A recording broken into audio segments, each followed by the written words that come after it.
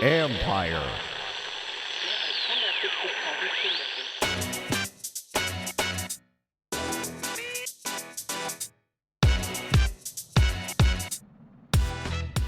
Wrapping up the third quarter of the NFL season with some crucial matchups. That's right, it's the Football Jones podcast, breaking it all down for you. What's up, everybody? This is Mike Jones. Thanks for coming back for another episode. You can read me at usatoday.com. Follow me on Twitter and Instagram at @ByMikeJones. And of course, download, subscribe to this podcast coming to you every Monday morning, every Thursday. It's the third quarter, drawing to a close here. NFL coaches and players like to divide up the season in 4-week quarters. And here we are, week 12, with some really crucial matchups. Starting Thursday night with the Texans versus the Colts in Houston. See if the Texans can get some revenge from losing to them earlier in the season. There's the Seahawks, the Eagles. The Eagles are in a must-win situation there. And then the Cowboys at the Patriots. That's a truth-teller game for the Cowboys, and we're going to get into that a little bit. Packers at the 49ers. I'm going to be at that game Sunday night. And then a really exciting game, the Ravens at the Rams, Monday night in L.A. I'm going to be at that one. I'll be out in L.A. for a story on Friday, at the San Francisco game, then at L.A. to close out that week. A lot of great action coming to you, and we're going to break it down. But the big game that we're going to talk about in today's episode is that Cowboys game against the New England Patriots. We're going to be talking to Jori Epstein, my colleague at USA Today. She is going to be up there in New England. And so I wanted to have her on. The Patriots, it's an important game for them. They've got stuff they've got to figure out. But this game is really important for the Cowboys. And so when we come back, Jori is going to break it down and discuss what's at stake for the Cowboys and why they can really make a big statement if they can win at New England.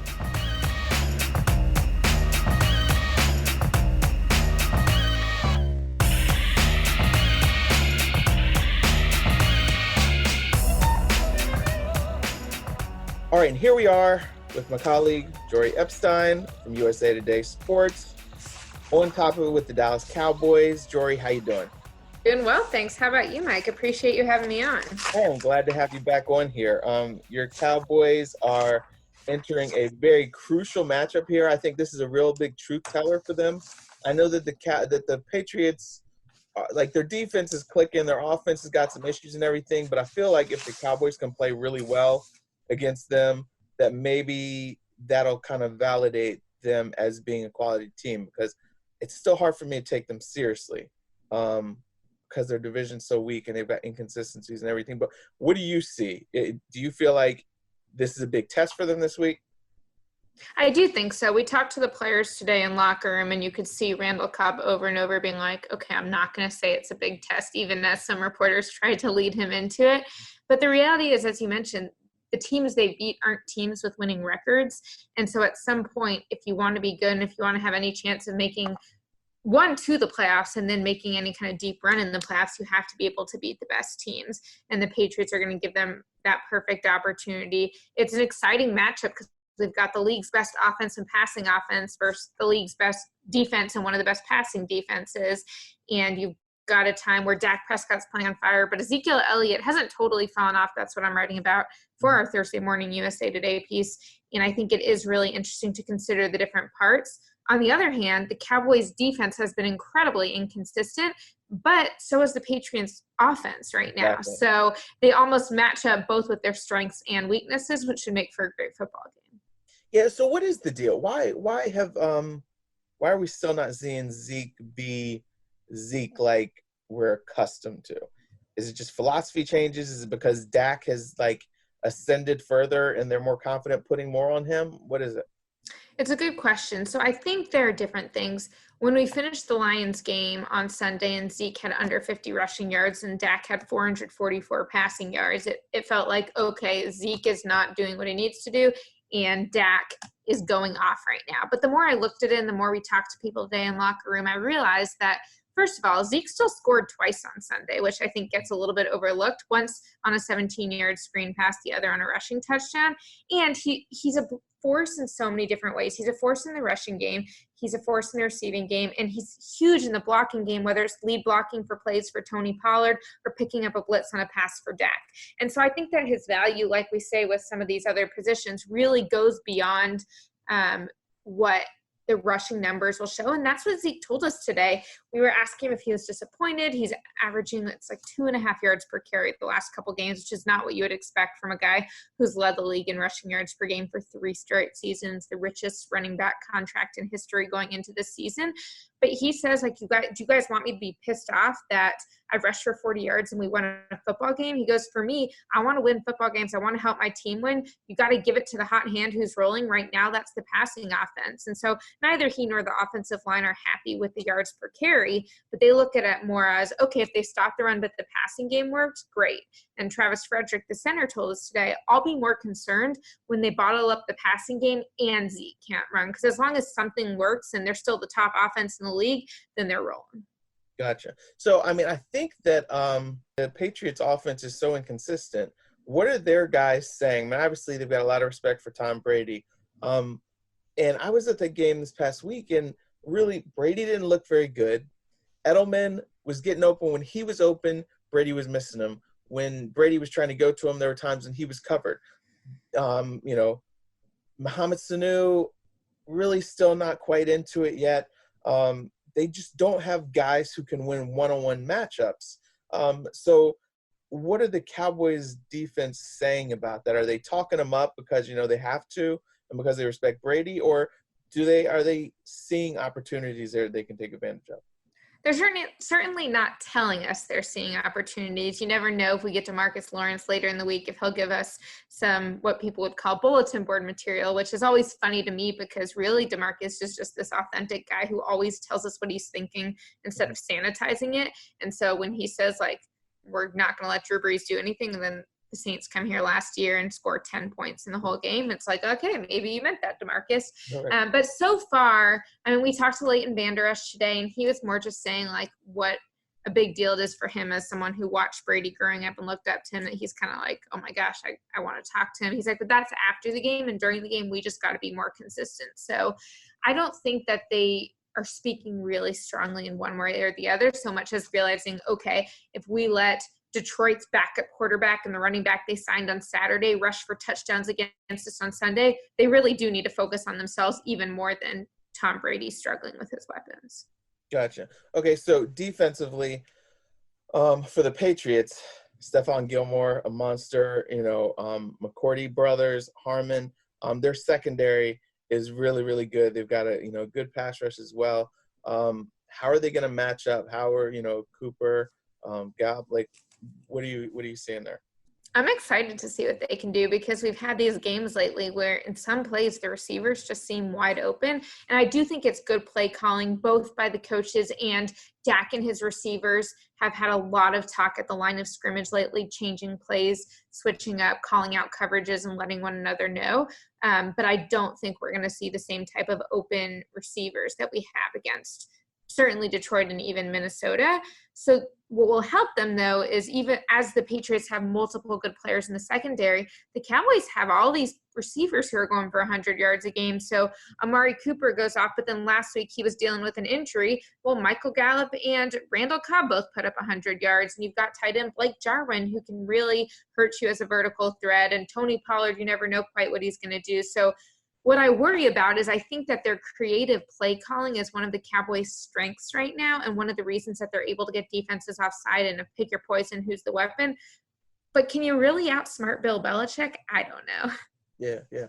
I feel like, when everybody entered the season, talking about Dak and, Carson Wentz and Jared Goff, and everybody was kind of acting like Dak was crazy to think that he was better than those guys.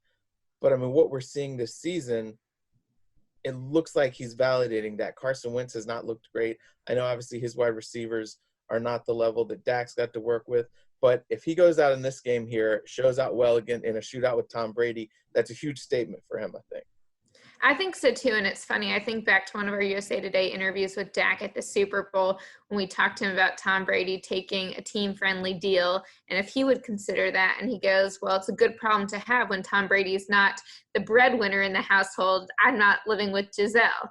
And I think that that's what comes back to me when I see that and when I see what we have now. If you would have told me, okay, by November, the Cowboys would be going to the Patriots and Dak's stats would be significantly better than Tom Brady's, and he would have a much better receiving game, a much better passing game. And yeah, you can say Dak's got great weapons to work with, but at some point, he's elevating them too in the plays he's making and the throws he's making in terms of the angles and also what he's doing on third down.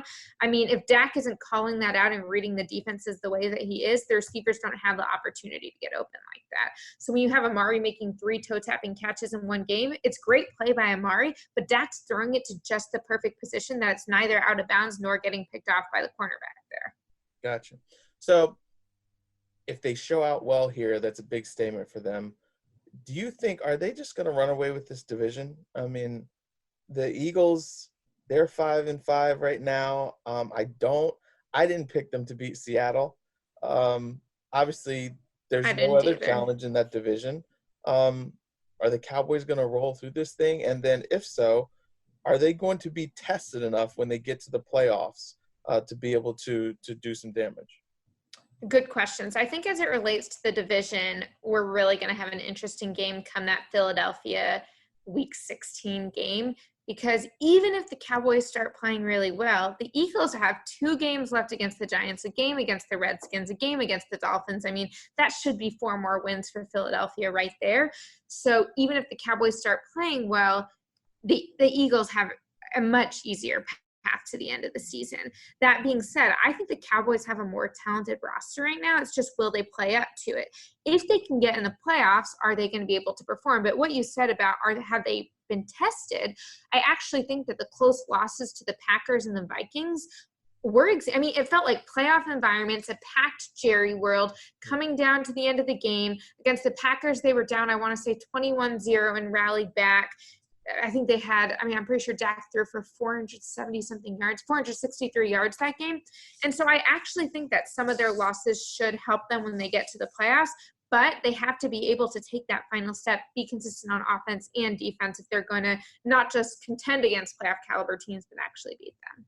Gotcha. What's your biggest concern about this team with, 6 games left in the season? My biggest concern it's a toss-up between the run defense and the secondary, although it works together. I think the offense is much better than the defense right now. The defensive line is pretty good, and they are creating pressure on the quarterback in most games. But, when you see what Dalvin Cook did against them in the screen game, and then all the linebackers were just a step behind, and their secondary really does not create turnovers. They've got the second to worst interception percentage in the league. So I think that you saw that the game against the Eagles, they forced and recovered 2 fumbles in the first quarter, both of which the Cowboys scored on. And when the defense is playing like that, the Cowboys are dominant, but it's not usually playing like that this season. Gotcha. It's going to be interesting. I don't know why I feel like are they fool's gold? Are they good? But then again, they played tough teams close. We'll see what happens on Sunday. That'll be huge for them if they get a win. Who did you pick? I picked the Patriots. If they were playing in Dallas, maybe. But again, they got to show me, Yeah. Who'd you pick? I picked the Patriots by 1 point. I think it's going to be one of those ones where it's a battle till the end, but Tom Brady and Bill Belichick have something cooked up that Jason Garrett and the Cowboys certainly don't.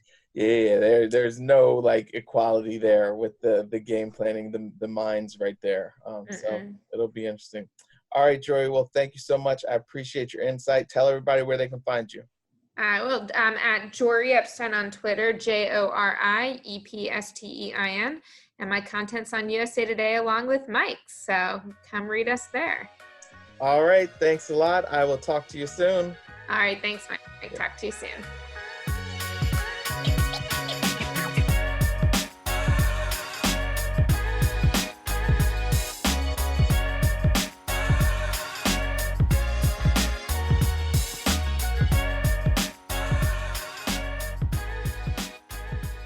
We will see what happens. I think that the Cowboys can be competitive, but I just feel like Bill Belichick's going to outsmart Jason Garrett. That's why I picked them to win that game, but we'll see how it goes. Again, like I mentioned, and I wrote about this on Monday, Tom Brady, very frustrated. His offense is just not clicking. He doesn't have the playmakers to emerge like he has in the past. They're still trying to figure stuff out, but maybe they're ripe for the picking for the Cowboys.